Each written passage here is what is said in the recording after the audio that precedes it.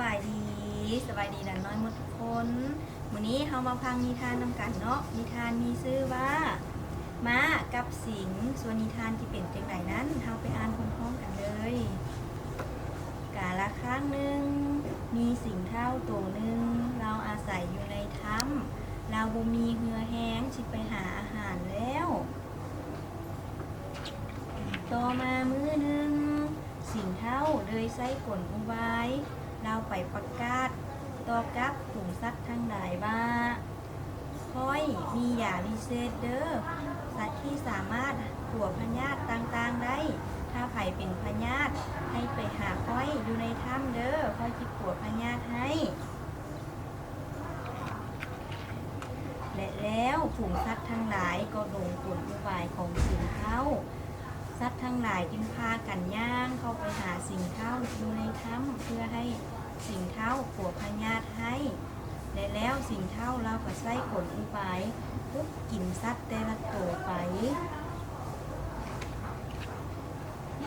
เช้ามือต่อมามีม้าตัวหนึ่งที่เป็นม้าที่ฉลาดและรักแหลมร้ายม้าจึงเฮ็ดทำท่าขาเคย่างเข้าไปหาสิงเท่าอยู่ในถ้ำหลังจากนั้นม้าเราจึงย่างเข้าไปหาสิงเท่าอยู่ในถ้ำแล้วเราเว้าขึ้นว่าโอ้ยช่วยแน่ช่วยค่อยแน่ค่อยเจ็บขาหลายสิงเท่าเราเลยยินมาขอความช่วยเหลือเราจึงทำท่าย่างเข้าไปหาม้าและบวดเบื้องขาของม้าหลังจากนั้นม้าเรารู้จักผลอุบายของสิงเท่าแล้วตุม้าเราจึงเอาขาทั้งสองกระโดดเตะเอาสิงเท่าเลยล้มลงแล้วก็สลบไปหลังจากนั้นม้าเราจึงเบ้าว่า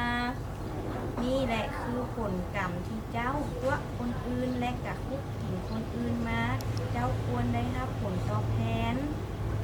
นิทานเรื่องนี้ก็จบลงไปแล้วนิทานเรื่องนี้สอนให้รู้ว่าถ้าผู้ใดคิดทำให้